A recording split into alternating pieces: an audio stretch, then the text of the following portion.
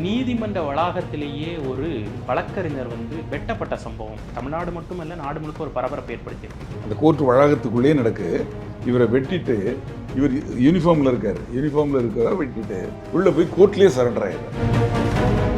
விசாரிக்கையில் அவர் என்ன சொல்கிறார் அப்படின்னா, அந்த வெட்டினவர் ஒரு அட்வொகேட்டில் இருக்குது. அவரோட மனைவி அவங்களும் ஒரு ஜூனியர் அட்வொகேட், ஒரு சீனியர்கிட்ட ஒர்க் பண்ணிட்டு இருக்காங்க. இப்போ இந்த வெட்டுப்பட்ட அட்வொகேட் திரு கண்ணன்கிறவர் அந்த லேடிக்கு அடிக்கடி ஃபோன் பண்ணி டார்ச்சர் கொடுத்ததாகவும் அதன் காரணமாக தான் வெட்டினதாகவும் சொல்லியிருக்காரு. இதில் ஒரு தவறான ஒரு ஒழுங்கான நடவடிக்கை இல்லை. ஒரு கல்யாணமான பெண், இவரோட அதிகமான வயசு உள்ள பெண். இந்த சம்பவம் சொல்லப்பட்டதெல்லாம் பேப்பரில் வச்சு தான் பேசுகிறேன். உண்மையான விஷயம் எனக்கு தெரியாது. முதற்கட்ட தகவல் அதுதான். அந்த தகவலில் உண்மையாக இருக்குமே, ஆனால் இவரோட வயசில் அவங்க பெரியவங்க, அவங்களுக்கு இவர் டார்ச்சர் கொடுக்கலாமா? இன்னொரு உதாரணம், தஞ்சாவூர் பட்டுக்கோட்டையில் ஸ்கூலில் டீச்சராக இருக்காங்க. அந்த டீச்சர் ஒரு பையன் லவ் பண்ணியிருக்காரு. இப்போ இன்னைக்கு வேண்டாம் அப்படின்னு ஒதுங்கி போகிறப்போ அதோட விட்டுற வேண்டியதானே? எதுக்காக அவங்க வேலை செய்கிற ஸ்கூலுக்குள்ள கிளாஸ் நடந்துகிட்டு இருக்கையில் அவங்க எங்கே இருக்கிறான்னு கண்டுபிடிச்சி அவங்க டீச்சர்ஸ் ஓய்வுறையில் இருக்கிறவங்கள போய் வயிற்றுல ஒரு குத்து, கழுத்தில் ஒரு வெட்டு. அப்போ என்ன தைரியம்? ஒரு பள்ளிக்கூடம் அப்படிங்கிறது குழந்தைகள் படிக்கக்கூடிய இடம். நூற்றுக்கணக்கான குழந்தைகள் அங்கே இருக்காங்க. இப்போ அதுக்குள்ளேயே இப்படி ஒரு சம்பவம் நடந்ததுன்னா அந்த குழந்தைங்களோட மனசு எவ்வளோ பாதிக்கும்? சட்டத்தின் மேலேயும் பயம் இல்லை, காவல்துறை மேலேயும் பயம் இல்லை, என்னன்னாலும் பார்த்துக்கலாம் அப்படிங்கிற ஒரு மேம்போக்கான ஒரு பார்வை இளைஞர்கள்ட்ட வளர்ந்துட்டு வருது. அந்த போதை கலாச்சாரம் அப்படிங்கிறது எல்லாம் இளைஞர்கள் மத்தியில் கம்ப்ளீட்டாக போயிடுச்சு. இப்போ பாருங்க, இந்த சம்பவங்கள் எல்லாத்திலும் பாருங்க இளைஞர்கள் தான். பக்கமாக இது போன்ற சம்பவங்கள்லாம் நடக்கிறப்ப ஒரு வரியில சட்ட ஒழுங்கு சீர்கேடு அப்படிங்கிற ஒரு இதெல்லாம் லீட்ஸ் டு அதுதானே. இதெல்லாம் இப்போ எங்கே போச்சுன்னா கடைசியில் எங்கே நிற்கும்னா சட்டம் ஒழுங்கு கிட்ட போச்சுன்னு தான் சொல்லுவாங்க. ஏன்னா காவல்துறை அப்படிங்கிறது குற்றங்கள் நடவாமல் தடுக்கிறதுக்கும் நடந்த குற்றங்களை கண்டுபிடிக்கிறதுக்கு தான் உருவாக்கப்பட்டது. இன்னைக்கு இந்த வேலையை விட அதிகமாக விஐபி பந்தோபஸ்துங்கிறத நோக்கி தான் போகிறாங்க. அன்பு வணக்கங்கள். இன்று நம்முடன் ரிட்டையர்ட் ஏசிபி ராஜாராம் அவர்கள் நம்மோடு இணைந்துள்ளார். அவரோட நிறைய விஷயங்கள் விவாதிக்க போகிறோம். வணக்கம் சார். வணக்கம் சார். இன்னைக்கு தமிழகத்தில் நிறைய கொலைகள் நடக்கிறத நம்ம பார்க்குறோம். அதுவும் நீதிமன்ற வளாகத்திலேயே ஒரு வழக்கறிஞர் வெட்டப்பட்ட சம்பவம் அப்படிங்கிறது தமிழ்நாடு மட்டுமல்ல நாடு முழுக்க ஒரு பரபரப்பு ஏற்படுத்தியிருக்கு. இந்த சம்பவத்துடைய பின்னணி என்ன சார்? ஒசூரில் கண்ணன் அப்படிங்கிற ஒரு அட்வொகேட்டு, அவர் ஜூனியர் அட்வொகேட், 28 வயசாகுது. ஒரு சீனியர்கிட்ட அவர் ப்ராக்டிஸிங் அட்வொகேட்டாக இருக்கிறாரு, வேலை கற்றுக்கிறாரு. அவரை கோர்ட்டு வளாகத்துக்குள்ளேயே வச்சு கழுத்தில் வெட்டிட்டாங்க. வெட்டினவர் யார் அப்படின்னா, வெட்டிட்டு உடனே அங்கே கோர்ட்டுக்குள்ளே அந்த கோர்ட்டு வளாகத்துக்குள்ளேயே நடக்கு. இவரை வெட்டிட்டு இவர் யூனிஃபார்மில் இருக்கார். யூனிஃபார்மில் இருக்கிற வெட்டிட்டு உள்ளே போய் கோர்ட்லேயே சரண்டர் ஆகிடுறாரு. அவருக்கு வயசு 38. ஆனந்தராஜன் நினைக்கிற அவர் பேர். அவர் சரண்டர் ஆனார். அப்புறம் அவங்க காவல்துறைக்கு தகவல் கிடச்சி அவங்க போகிறாங்க. அவரை நீதிமன்ற காவலுக்கு அனுப்புகிறாங்க. அவரை அப்படி எடுத்து விசாரிக்கிறாங்க. விசாரிக்கையில் அவர் என்ன சொல்கிறார் அப்படின்னா, அந்த வெட்டினவர் ஒரு அட்வொகேட்டில் இருக்குது. அவருக்கும் அவரோட மனைவி அவங்களும் ஒரு ஜூனியர் அட்வொகேட், ஒரு சீனியர்கிட்ட ஒர்க் பண்ணிகிட்டு இருக்காங்க. இப்போ இந்த வெட்டுப்பட்ட அட்வொகேட் திரு கண்ணன்கிறவர் அந்த லேடிக்கு அடிக்கடி ஃபோன் பண்ணி டார்ச்சர் கொடுத்ததாகவும் அதன் காரணமாக தான் வெட்டினதாகவும் இவர் சொல்லியிருக்கார்.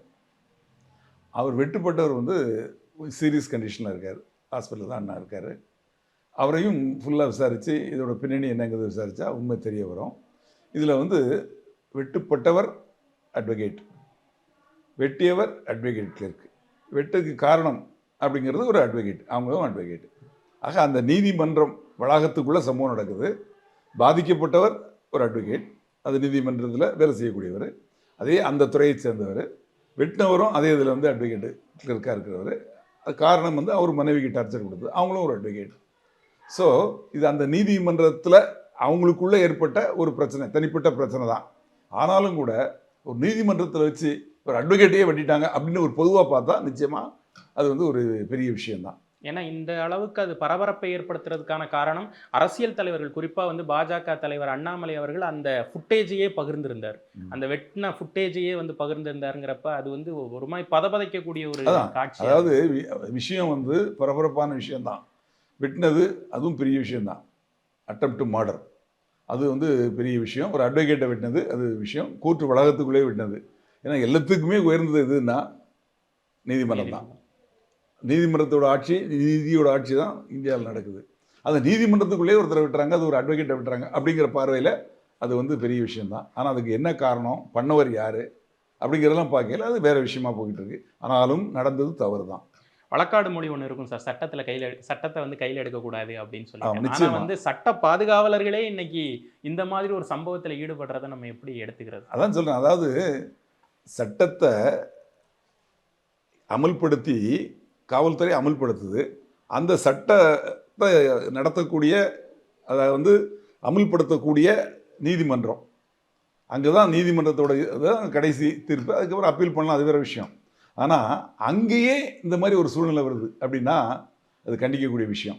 ஏன்னா நீதிமன்றம் தான் கடைசி அப்படின்னு நினைக்கிற, ஒரு கொலை பண்ணிட்டா கூட அங்கே தான் போய் பாதிக்கப்பட்டவங்களுக்கு தண்டனை, அந்த மாதிரி ஒரு நிவாரணம் கிடைக்குது, தப்பு செஞ்சவங்களுக்கு தண்டனை கிடைக்குது. அந்த இடத்துல இந்த மாதிரி சூழ்நிலை வந்து வளர்ந்துருக்கு அப்படின்னா இது வந்து நிச்சயமாக ஒரு கண்டிக்கக்கூடிய விஷயந்தான். ஒரு அட்வொகேட்டாக இருந்து அவங்க தொழில் செய்யக்கூடிய இடத்துல இந்த மாதிரி ஒரு சம்பவம் நடக்குங்கிறது அப்படிங்கிறது வந்து என்ன காரணம் அப்படிங்கிறத வந்து நிச்சயமாக ஒரு விசாரணை, அவங்க அந்த நீதிமன்றமே, அந்த நீதித்துறையே இது என்ன காரணம், இந்த மாதிரி விஷயங்கள் வளர்கிறதுக்கு என்ன விஷயம் அப்படிங்கிறத பார்க்கணும்.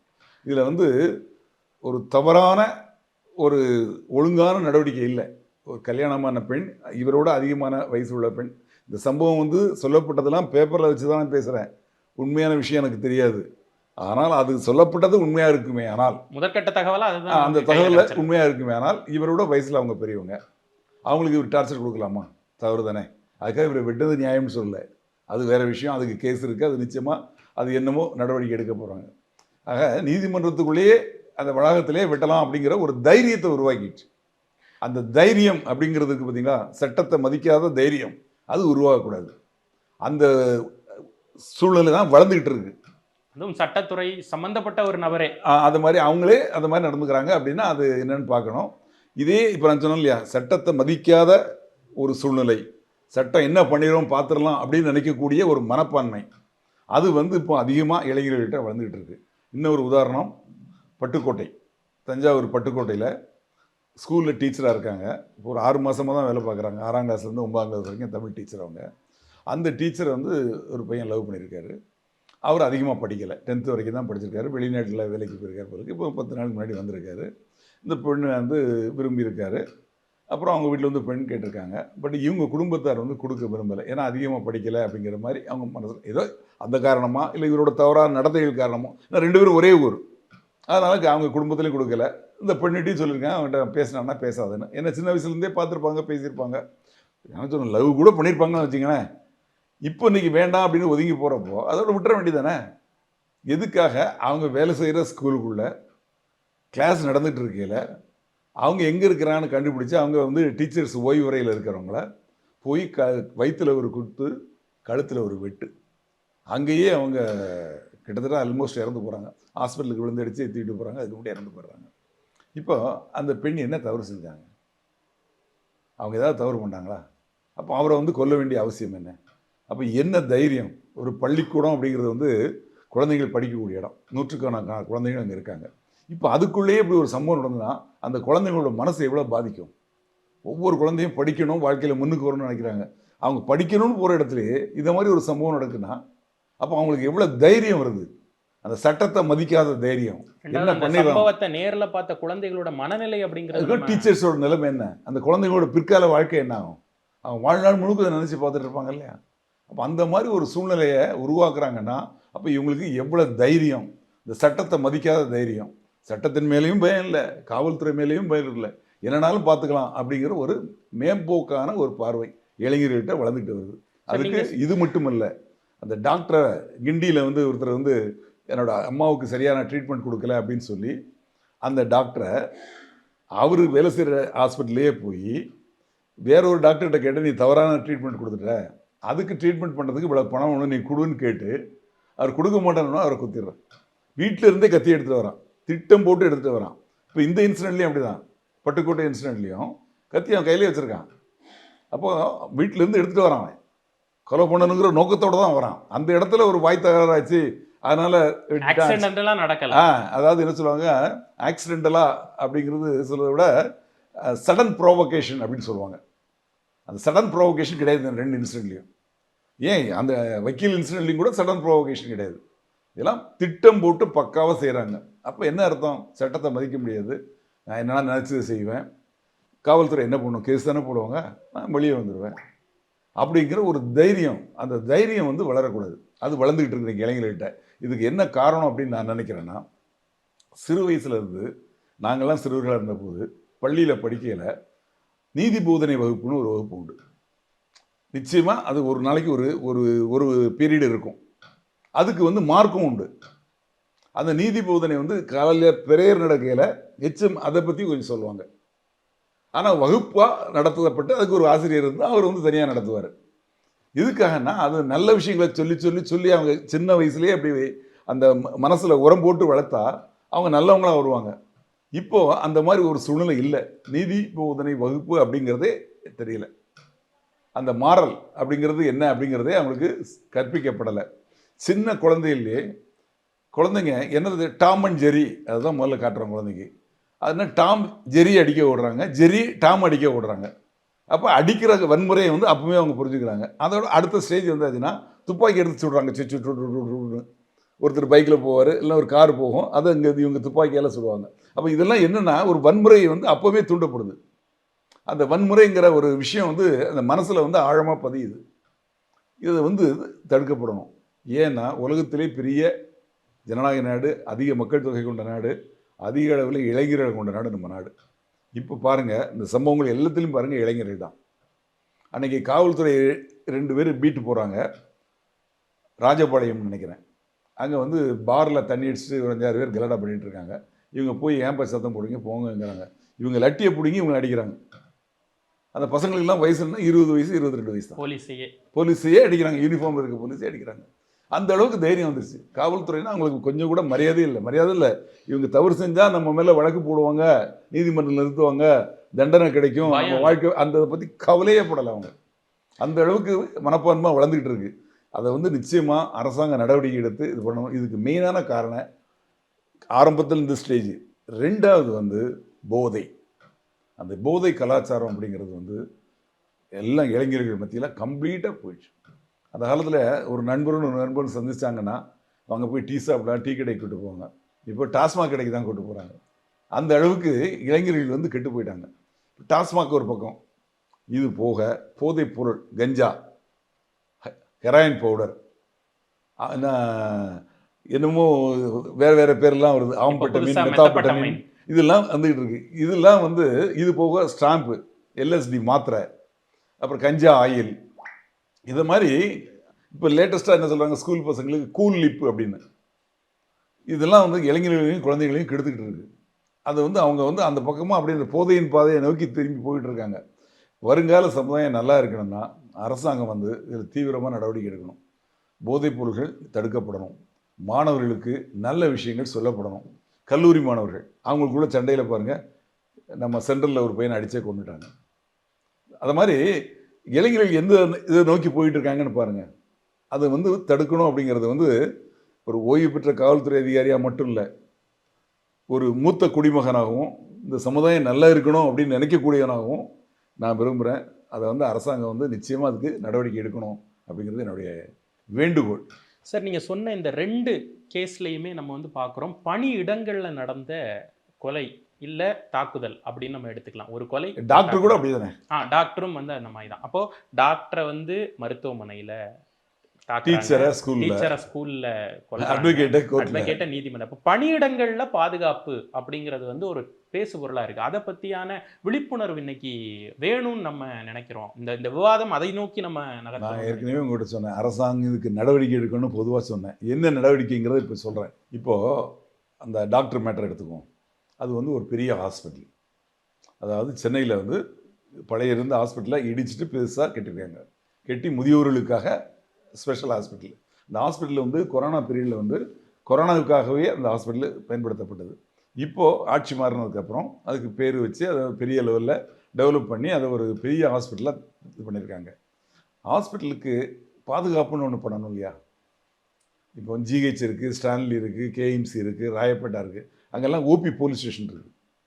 அது ஸ்ட்ரென்த்து போதுமா அப்படிங்கிறத நான் சொல்லலை. ஏன்னா நான் வேலை பார்த்தது வந்து வண்ணாரப்பேட்டையில் வேலை பார்த்தேன். வண்ணாரப்பேட்டை ஏசி கண்ட்ரோலில் தான் அந்த இது வரும், ஸ்டான்லி ஹாஸ்பிட்டல் போலீஸ் ஸ்டேஷன்.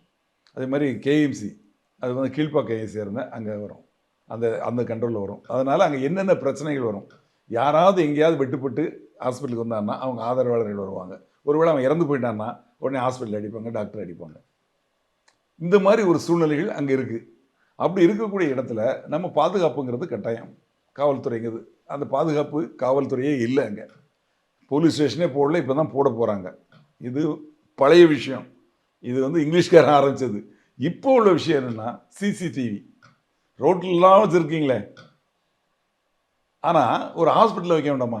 சில விஷயங்கள் வந்து சம்பவம் நடந்ததுக்கு அப்புறமா இப்போ வந்து அதை தேடி நம்ம போகிறத விட முதல்ல ஆரம்பிக்கிறப்போவே என்னென்ன வேணும் ஒரு செக்லிஸ்ட் அதை பண்ணியிருந்தாங்கன்னா அது கிடையாது. இதே விஷயந்தான் டீச்சர்ஸு. அந்த ஸ்கூலில் ஒரு வாட்ச்மேன் கிடையாது, அந்த ஸ்கூலில் சிசிடிவி கிடையாது, அந்த ஸ்கூலில் என்ன வசதிகள் இருக்குது அப்படிங்கிறது எனக்கு தெரியல. ஆனால் எது தேவையோ அது இல்லை. அப்போது அந்த இடங்களில் வந்து நிச்சயம் பள்ளிக்கூடத்தில் பசங்க படிக்கிறாங்க. நாளைக்கு குழந்தைகளே வந்து பாருங்கள், திருவொற்றியூரில் குழந்தைகளை மயக்கம் போட்டு வந்தாங்க, ஏதோ விஷவாயு தாக்கிச்சு அப்படின்னு சொல்லி. அந்த மாதிரி அந்த குழந்தைங்களுக்கு ஏதாவது ஒரு நல்லது கெட்டது நடந்தாலும், கெட்டது நடக்கக்கூடாது, இருந்தாலும் அவங்களோட பாதுகாப்புக்கு சிசிடிவி போடலாம் இல்லையா? டீச்சர்ஸுக்கு வந்து ஒரு 5ஆம் கிளாஸ் வரைக்கும் இருக்கக்கூடிய ஒரு ஸ்கூலில் ஹெச்எம்முக்கு என்ன சம்பளம் கொடுக்குறாங்க தெரியுமா? 1 லட்ச ரூபா. நீங்கள் கொடுங்க வேண்டாங்களே, ஆனால் அங்கே பாதுகாப்பு வசதிகளும் செஞ்சு கொடுக்கணும் இல்லையா? அந்த ஸ்கூலில் வந்து அடிப்படை வசதிகள் செஞ்சு கொடுக்கணும் இல்லையா? எப்படி பாத்ரூம் மற்ற விஷயங்கள்லாம் செஞ்சு கொடுக்கணுமோ அதே மாதிரி சிசிடிவி அப்படிங்கிறது முக்கியம் இல்லையா? வாட்ச்மேனுங்கிறது முக்கியம் இல்லையா? இதெல்லாம் பண்ணாது தான் ஒரு காரணம்னு நான் நினைக்கிறேன். அதே மாதிரி நீதிமன்றத்துலேயும் அங்கேயும் வந்து சிசிடிவி ஃபுட்டேஜ் நீதிமன்றத்துக்கு உள்ளே வேண்டாம், அந்த வளாகத்தில் அது இருக்கணும். அங்கேயும் செக்யூரிட்டி நிச்சயமாக காவல்துறையோ இல்லை ப்ரைவேட் செக்யூரிட்டியோ ஏதோ ஒன்று அங்கே இருக்கணும். என்ன நடக்கு ஏது நடக்குங்கிறத கண்காணிக்கிறதுக்கு ஆள் வேணும். இப்போ அந்த நீதிமன்ற டைம் முடிஞ்சதுக்கப்புறம் அவங்க போயிடுவாங்க. அதுக்கப்புறம் அந்த இடம் எப்படி ஆகும், என்ன ஆகும், யார் எப்படி யூஸ் பண்ணுவாங்க தெரியாது இல்லையா? அதனால் பாதுகாப்பு அப்படிங்கிறது ஒரு முக்கியமான விஷயம், அது அடிப்படை விஷயம். அந்த விஷயங்களை வந்து அரசாங்கம் வந்து நிச்சயமாக சரியான முறையில் நடவடிக்கை எடுக்கணும் அப்படிங்கிறது தான் என்னோட கருத்து. வழக்கமாக இது போன்ற சம்பவங்கள்லாம் நடக்கிறப்ப ஒரு வரியில சட்ட ஒழுங்கு சீர்கேடு அப்படிங்கிற ஒரு இதெல்லாம் லீட்ஸ் டு அதுதானே. இதெல்லாம் இப்போ எங்கே போச்சுன்னா கடைசியில் எங்கே வந்து நிற்கும்னா சட்டம் ஒழுங்கு கிட்ட போச்சுன்னு தான் சொல்லுவாங்க. பத்திரிகைகள் எழுதுவாங்க, மீடியாக்கள் எழுதுவாங்க, எதிர்கட்சி சொல்லுவாங்க. இந்த எதிர்கட்சியாக இருக்கிறவங்க கட்டாயம் சொல்லுவாங்க, ஆளுங்கட்சியாக வந்தோன்னா அதை மறந்துடுவாங்க. இது அரசியல். ஆனால் அதை ப்ராக்டிக்கலாக கொஞ்சம் பார்க்கணும்னா நம்ம 90களில் நீங்கள் ஒரு நீண்ட அனுபவம் இருக்கும் உங்களுக்கு காவல்துறையில். இப்போ 90களில் 2000 இப்போ ஒரு தொடக்கங்களில் கூட ஒரு மர்டர் அப்படிங்கிற நடக்கிறப்ப அது ஒரு ஒரு பட்ட பகலில் ஒரு டிராஃபிக் ஜாம் இருக்கக்கூடிய இடத்துலையோ இல்லை ஒரு வெட்ட வெளியில் எல்லாரும் மக்கள் பார்க்குற மாதிரி ஒரு மர்டர் அப்படிங்கிறது எப்போவாவது ஒருக்க நடக்கக்கூடியது. ஆனால் இன்றைக்கி அது சர்வசாதாரணமாக நடக்குதே சார். அது வந்து கால ஓட்டத்தில் அந்த மாதிரி ஆகுதா, இல்லை கொஞ்சம் சட்ட ஒழுங்கு இன்னும் கொஞ்சம் டைட் பண்ணணும்னு நினைக்கிறீங்களா? சட்டம் ஒழுங்கு வந்து நிச்சயம் டைட் பண்ணணும், அதில் மாற்று கிடையாது, மாற்றுக்கிறது எனக்கு கிடையாது. ஏன்னா காவல்துறை அப்படிங்கிறது வந்து குற்றங்கள் நடவாமல் தடுக்கிறதுக்கும் நடந்த குற்றங்களை கண்டுபிடிக்கிறதுக்கு தான் உருவாக்கப்பட்டது. இன்றைக்கி வந்து இந்த வேலையை விட அதிகமாக விஐபி பந்தோபஸ்து ஒன்றுங்கிறத நோக்கி தான் இப்போ போகிறாங்க. அதனால் இவங்க குற்றத்தை எடுக்கக்கூடிய போகிற பீட்டு இதெல்லாம் போக முடியல. கேஸை கண்டுபிடிக்கிறதுக்கு இவங்க இன்வெஸ்டிகேஷன் பண்ணுறதுக்கு ஆள் இல்லை. இந்த மாதிரி ஒரு சூழ்நிலை இருக்குது. 8 கோடி தமிழர்கள் இருக்கோம். நமக்கு வந்து 1,32,000 காவல் பணியிடங்கள் தான் இருக்குது. அதை ஜாஸ்தி பண்ணணும். அப்புறம் வந்து சட்டம் அப்படிங்கிறது வந்து இப்போ வந்து சில கேஸுகளை சொல்கிறேன். நிர்பயா வழக்கு 2012 நடந்தது. தண்டனை இப்போ வந்தது 2020 தான் நிறைவேற்றப்பட்டது. கிட்டத்தட்ட 8 ஆண்டுகள் கழிச்சு தான். இது மாதிரி ஒவ்வொரு வழக்கையும் பாருங்கள், 7 வருஷம் 8 வருஷம் கழிச்சு தான் அதுக்கு ஒரு நீதி கிடைக்கக்கூடிய ஒரு சூழ்நிலை இருக்குது. அது வரைக்கும் ஒரு நெடிய பயணம். அது வரைக்கும் ஃபாலோ பண்ணிட்டு அந்த அதிகாரிகள்லாம் மாறிடுவாங்க. இந்த கோர்ட்டு இந்த கோர்ட்லேருந்து அந்த கோர்ட்டு அந்த கோர்ட்டு, அந்த கோர்ட்டில் அந்த கேஸை டீல் பண்ண ஜட்ஜஸ் கூட மாறிடுவாங்க. அப்போ அப்படி வர்றப்போ குயிக்காக எவ்வளோ குயிக்கஸ்ட் டயத்தில் தண்டனை கொடுக்கணுமோ தண்டனை கொடுக்கணும், இல்லை விடுதலை பண்ணணும். ஏதோ ஒன்று வழக்கை நடத்தி லென்த்து இழுத்துகிட்டே போகக்கூடாது. அதாவது எவ்வளோ நாள் இழுத்துட்டு போகிறாங்களோ அவ்வளோ தூரம் வந்து குற்றவாளிகளுக்கு அது வசதியாக போகுது. ரெண்டாவது அவங்க வந்து மேற்கொண்டும் குற்றங்கள் செய்யறதுக்கு வசதியாக போகுது. இப்போ ஒரு வழக்கில் உள்ளே போயிட்டாங்கன்னா அந்த கேஸில் என்னங்கிறது தண்டனையா விடுதலையா அதை முடிச்சுட்டு வெளியே வந்தாங்கன்னா பரவாயில்ல. இப்போ என்ன இது ஒரு கேஸ் போயிட்டு கொஞ்ச நாளில் வெளியே வந்துடுறாங்க, வந்துட்டு அடுத்த நாள் ஒரு கேஸ் பண்ணுறாங்க. அந்த அளவுக்கு அவங்களுக்கு தைரியம் வந்தது. அந்த தைரியம் வந்து நிச்சயமாக இருக்கக்கூடாது. ரெண்டாவது இந்த பெண்கள் பாதுகாப்பு அப்படிங்கிற மாதிரி இப்போ எடுத்துக்குவோம். குழந்தைகள் பெண் குழந்தைகள் படிக்கிற ஸ்கூல், இந்த டீச்சர் தாக்கப்பட்டது, இந்த மாதிரி சம்பவங்கள்லாம் நிர்பயா நிதி அப்படின்னு ஒன்று இருக்குது. அதாவது அந்த நிர்பயா வழக்கு நடந்த உடனே இந்தியா முழுக்கும் கொதித்தெழுந்தது. அப்போது இந்தியா அரசாங்கம் பட்ஜெட் தாக்கல் பண்ணுறாங்க. சிதம்பரம் அப்போ மினிஸ்டர் அவர் தான், அவர் வந்து நிதியமைச்சர். பட்ஜெட் தாக்கல் பண்ணல 900 கோடி இதுக்குன்னு ஒதுக்குறாரு, நிர்பயா நிதி அப்படின்னு சொல்லி. எதுக்குன்னா அந்த நிதி எதுக்காக பயன்படுத்தணும் அப்படிங்கிறாங்கன்னா பெண்கள் பாதுகாப்பு, பெண் குழந்தைகள் பாதுகாப்புக்காக இதை பயன்படுத்துங்க அப்படின்னு சொல்கிறாங்க. சொல்லி அந்த நிதி வந்து எல்லா மாநிலங்களுக்கும் பிரித்து கொடுக்கப்படுது. தமிழ்நாட்டில் கொடுக்கப்பட்ட நிதி அப்போ ஜெயலலிதா அவங்க வந்து சிஎம்மாக இருந்தவங்க இதை பயன்படுத்தி இதை வச்சு தான் சிசிடிவி எல்லா இடத்துலையும் வச்சாங்க இல்லையா, அந்த சிசிடிவிக்கு அந்த பணத்தை செலவிட்டாங்க. இப்போ அந்த சிசிடிவிலாம் நாளாகி இப்போ உருவமே செய்யாது தெரியாததுக்கு பாதி ரிப்பேராக போச்சு. இப்போ சமீப காலமாக நான் கேள்விப்படுறது உண்மையாக பொய்யான்னு தெரியல, அந்த நிர்வாக நிதியை பயன்படுத்தாமல் திருப்பி அனுப்புகிறாங்களாம். ஏன் இதுக்கு இப்போ இந்த மாதிரி விஷயங்களுக்கு பயன்படுத்தலாமே? இப்போ இந்த ஸ்கூல்களில் இது பண்ணலாம் இல்லையா, ஹாஸ்பிட்டலில் பண்ணலாம்ல, நீதிமன்றத்தில் பண்ணலாம்ல. அதாவது பெண்கள் பாதுகாப்புக்காக நீங்கள் பண்ணணும்னு நினச்சிங்கன்னா அது மாதிரி விஷயங்கள் நிறைய பண்ணலாம்ல. அது மாதிரி பண்ணிங்கன்னா குற்றங்கள் தடுக்கப்படும், குற்றம் செய்கிறவனுக்கும் ஒரு பயம் இருக்கும். எத்தனையோ விஷயங்கள் நம்ம பார்த்துருக்கோம். திருட வருவான், சிசிடிவி பார்த்தோன்னா கும்பிடு போட்டு ஓடிடுவான் திருடன், அதெல்லாம் நம்ம பார்த்துருக்கோம். ஏன்னா அந்த சிசிடிவி போலீஸை கண்டு பயப்படுறான் இல்லையா, சிசிடிவி கண்டு பயப்படுறான். அந்த அளவுக்கு அவனுக்கே தெரியுது என்ன பிரச்சனை அப்படிங்கிறது. அதுக்காக தான் சொல்கிறேன், நிச்சயமாக இந்த மாதிரி நிதிகளையாவது பயன்படுத்தி இந்த மாதிரி குற்றங்கள் நடக்காமல் குற்றம் செய்கிறவங்களுக்கு முதல்ல அந்த தைரியம் வரக்கூடாது, அந்த மனோதைரியம் வர்றதுக்கு உள்ள சூழ்நிலையை நிச்சயமாக களையணும். அதுக்கு அரசாங்கம் நடவடிக்கை எடுக்கணும். ரொம்ப ப்ராக்டிக்கலாக நம்ம பேசினாக்க பயத்தை எப்படி போக்குறது அப்படிங்கிற மாதிரி நம்ம பேசி கடுமையான நடவடிக்கை தான், வேற ஒன்றும் கிடையாது. ஒன்று தடுப்பு நடவடிக்கை, ரெண்டாவது வந்து கடுமையான நடவடிக்கை. தவறு செஞ்சாங்கன்னா அவன் மேலே கடுமையான நடவடிக்கை எடுத்து அவன் வெளியே வரக்கூடாது. அந்த கேஸை அவன் ஃபேஸ் பண்ணி அதில் என்ன அவனுக்கு தீர்ப்பு வருதோ அது வரைக்கும் இருந்துட்டு வரணும். உடனே அவனை வெளியே விட்டாச்சுன்னா திருப்பி அவன் வேறு என்ன பண்ணுவான், அவனுக்கு அதை தவிர வேறு வழி தெரியாது. ஆக திருப்பி இன்னொரு கொலையோ இன்னொரு இதை மாதிரி ஒரு சம்பவத்தை தான் பண்ண போகிறான். அப்புறம் கொஞ்சம் நாளில் கூலிப்படையாக மாறிட போகிறான். அந்த மாதிரி சூழ்நிலைக்கு நம்ம விடக்கூடாது. ஆனால் காவல்துறையும் ஒரு விமர்சனத்துக்கு உள்ளாகிறாங்கல்ல, அதே விமர்சனம் ஒரு பக்கம் இருக்கட்டுமே. ஆம்ஸ்ட்ராங் கொலை வழக்கு மாதிரிப்பட்ட வழக்குகளில் இப்போ நம்ம கமிஷனர் சார் இருக்காரு, அவர் சொன்ன அந்த ஸ்டேட்மெண்ட் கூட பெரிய அளவில் விமர்சனமாச்சு. ரவுடிகளுக்கு புரியும் பாஷையில் நம்ம பேசுவோம் அப்படிங்கிறப்ப அதை வந்து ஒரு பிரச்சனை பண்ணாங்க. அது ஒரு மனித உரிமை மீறல் அப்படின்னு சொல்லிட்டு மனித உரிமைக்கார் வகையில் தான் அவருக்கு சம்மன் போய் அதுக்கு அவங்க பதில் வந்து கொடுத்தாங்க. வேற எப்படி தான் சார் சட்ட ஒழுங்கை நீங்கள் நம்ம காப்பாற்ற முடியும்? ப்ராக்டிக்கலாக எப்படி தான் முடியும்?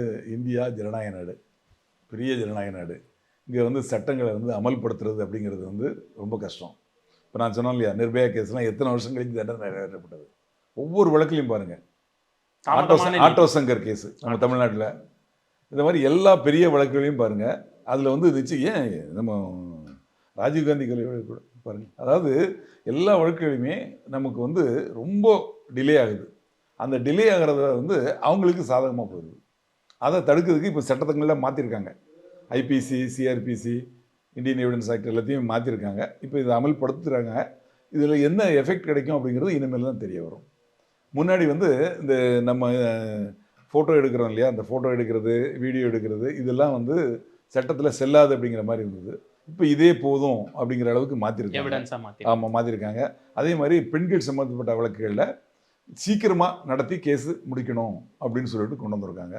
இதெல்லாம் வந்து இப்போ தான் வந்திருக்கு, அமல்படுத்தப்படுது. இதுக்கு எப்படி வந்து அமல்படுத்தப்படும், அதில் என்ன பிரச்சனைகள் வரும் அப்படிங்கிறது வந்து கொஞ்சம் போக தான் தெரியும். ஒரு அமைதியான சமுதாயத்தை நோக்கி இவ்வளவு நேரம் அந்த ஃபோக்கஸில் உங்களுடைய உரையாடல் இருந்தது. பார்த்துட்டு இருக்க நேயர்களுக்கு இது ஒரு நல்ல ஒரு உரையாடலாக இருந்திருக்கும்னு நம்புகிறோம். ரொம்ப நன்றி.